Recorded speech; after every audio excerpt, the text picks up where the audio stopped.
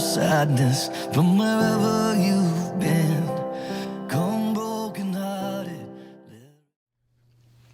Hello, and thank you for watching. It is quite amazing that I am sitting here today. Some people would almost call it a miracle, but we'll get to that later. American football, and as many people call it, America's sport.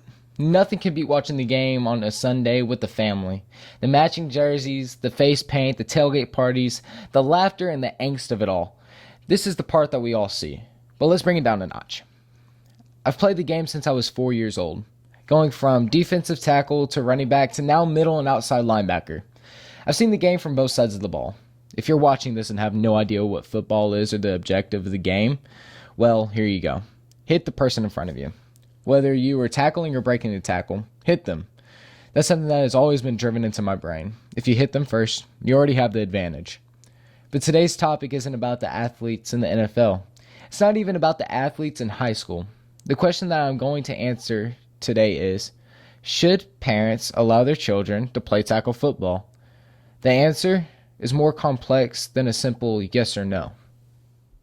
There's two perspectives to the game.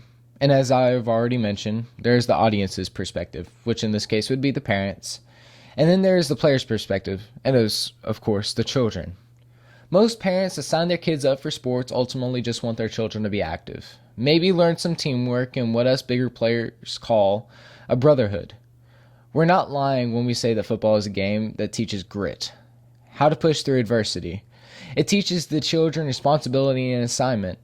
As players, we are taught so much more than, quote unquote, hit the person in front of you.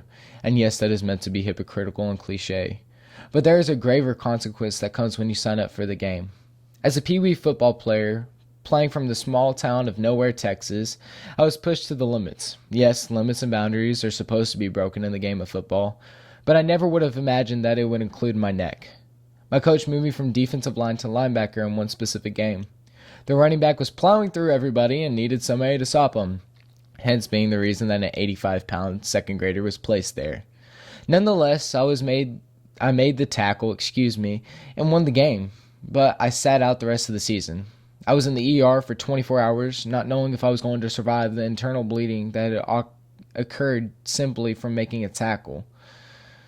What about now?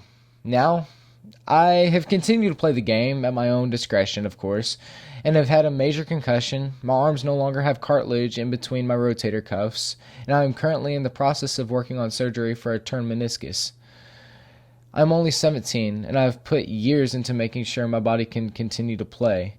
I have offers to continue at the college level, yet the wear down on my body from the game has ultimately put me in the dilemma of whether or not I should continue on to the next level. I was actually watching a show on Netflix called Friday Night Tykes.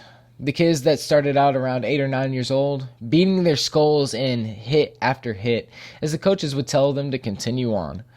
Some will argue the fact that the concussion protocol wasn't around made everyone ignorant to what could have happened, but what would you expect? A study that was put out by the website healthresearchfunding.org stated the chances of a youth football athlete suffering a concussion over the course of one season?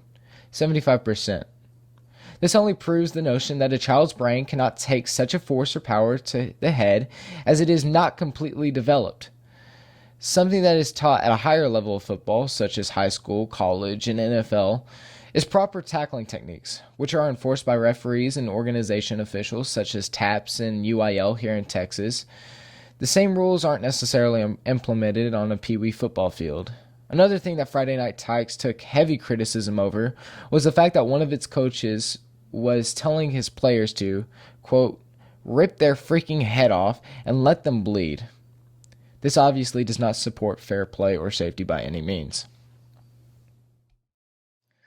The final point, and I will go after this, is what about the athletic trainers? High school, college, and NFL programs all try to in some way acquire a training team and facility. This is to ensure that all players get treatment before and after practices, including if they need immediate attention for an injury or some serious problem that might happen on the field. Youth football doesn't offer that, as it would be too costly to hire a training staff for Pee Wee football. This leaves parents and dads to make the diagnosis and if their child needs attention. The usual response, suck it up. My conclusion: I don't believe it is worth risking your child's health and well being at such an early age just so they can learn the sport young and prosper in it. This doesn't mean that in the future, meaning junior high or high school, that an athlete, along with his family, can't make the decision on if it is safe enough to attempt to play. I've put my body through it all, to the point where I don't know if I can continue to play the game. So let this be a decision for you to make. Thank you, and God bless. Inside